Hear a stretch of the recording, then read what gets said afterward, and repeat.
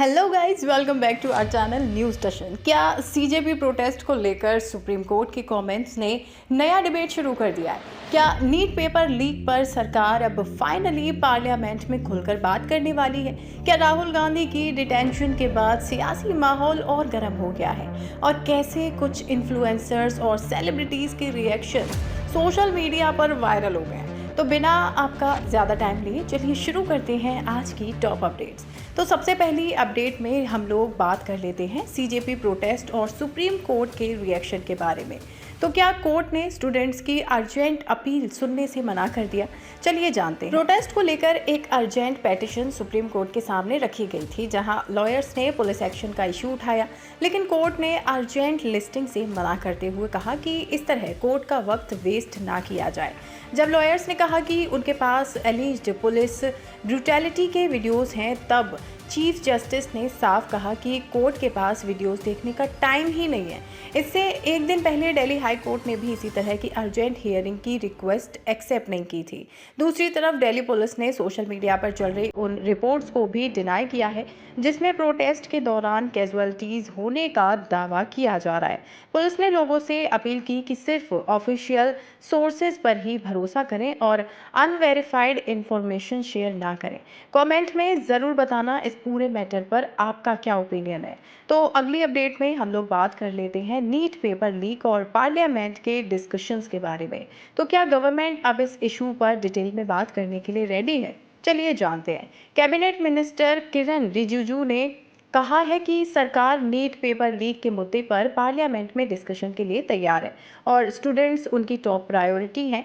इसी बीच leader of opposition Rahul Gandhi ने प्रोटेस्ट के सपोर्ट में पीएम रेजिडेंस के बाहर डेमोन्स्ट्रेशन किया, जहां उन्हें पुलिस ने डिटेन कर लिया।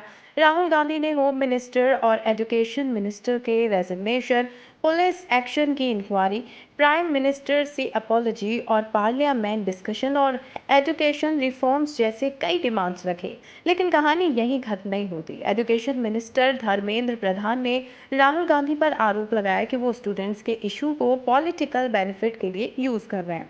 साथ ही उन्होंने ये भी कहा कि गवर्नमेंट स्टूडेंट्स को जवाब देने और रिफॉर्म्स लाने के लिए कमिटेड है। तो अगली अपडेट में हम लोग बात कर लेते हैं प्रोटेस्ट के दौरान वायरल हुए वीडियोस के बारे में।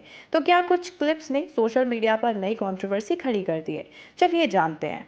एक वायरल वीडियो में कंटेंट क्रिएटर सार्थक गोस्वामी ने क्लेम किया कि उनके साथ सिविल ड्रेस में मौजूद ऑफिशियल्स ने बदतमीजी की और फोर्सेस यूज किए। इसी बीच यूट्यूबर डॉक्टर पार्थ गोयल भी हेडलाइंस में आ गए। पहले उनकी इंजर्ड कंडीशन की वीडियोस वायरल हुई, लेकिन बाद में एक और क्लिप सामने आया जिसमें उन पर पुलिस पर पेपर स्प्रे यूज करने का एलिगेशन लगा। डॉक्टर पार्थ ने इसका जवाब देते हुए कहा कि उन्होंने पहले अटैक फेस किया था और सेल्फ डिफेंस में रिएक्शन दिया। उन्होंने ये भी माना कि गुस्से में उनसे गलती हुई और उसके लिए वो अपोलोजाइज भी करते हैं, लेकिन साथ ही वार्निंग दी कि गलत इन्फॉर्मेशन फैलाने वालों पर डिफेमेशन केस किया जाए।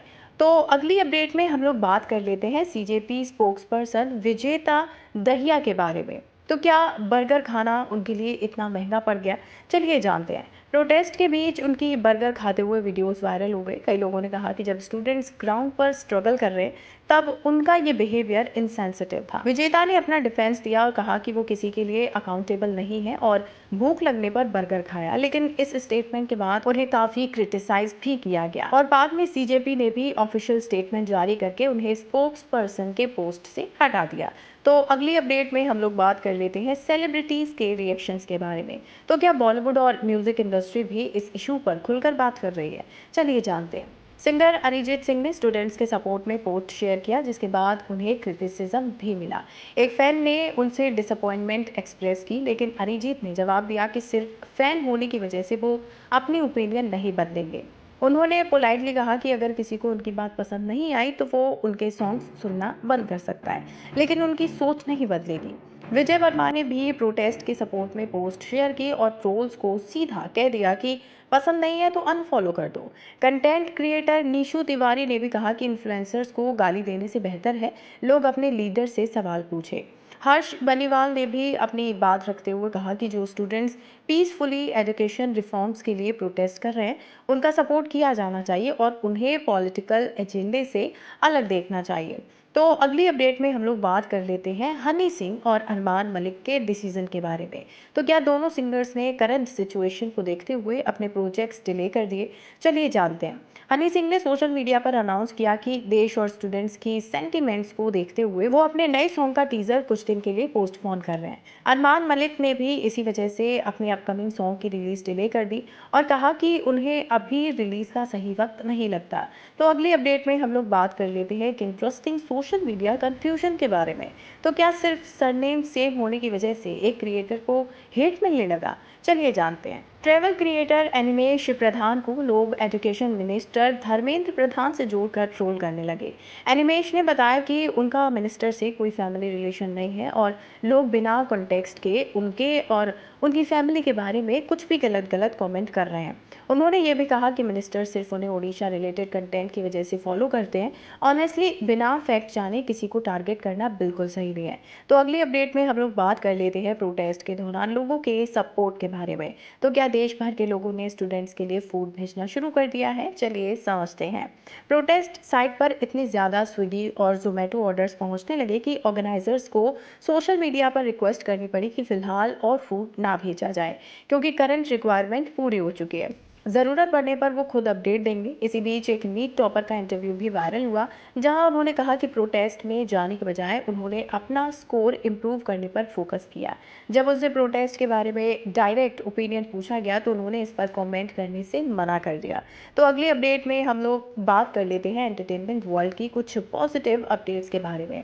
तो क्या रामायण और एवेंजर्स के फैंस के लिए एक्साइटिंग खबर आ गई है? चलिए जानते हैं। आशीष चंचलानी ने रामायण के 3D ट्रेलर की काफ़ी तारीफ की और कहा कि रणबीर कपूर और यश दोनों अपने रोल्स में इंप्रेसिव लग रहे हैं। साथ ही उन्होंने डायरेक्टर नितेश तिवारी की भी तारीफ की और इसे इंडियन सिनेमा के लिए एक गेम चेंजर बताया। वहीं मार्वल फैंस के लिए भी खुशखबरी है, क्योंकि एवेंजर्स डोम्सडे का ट्रेलर भी रिलीज हो चुका है। और लास्ट अपडेट में हम लोग बात कर लेते हैं मिस्टर बीस्ट के बारे में। तो क्या दुनिया के सबसे बड़े यूट्यूबर ने अपनी शादी अनाउंस कर दी? चलिए जानते हैं। मिस्टर बीस्ट ने अपनी वाइफ रुथी के साथ फोटोज शेयर करके ऑफिशियली अपनी मैरिज अनाउंस की। सोशल मीडिया पर क्रिएटर्स और फैंस ने उन्हें ढेर सारी बधाइयाँ दी और उनकी पोस्ट काफ़ी वायरल हो गई। तो फिलहाल आज की वीडियो में बस इतना ही। इनमें से कौन सी अपडेट ने आपको सबसे ज़्यादा सरप्राइज किया?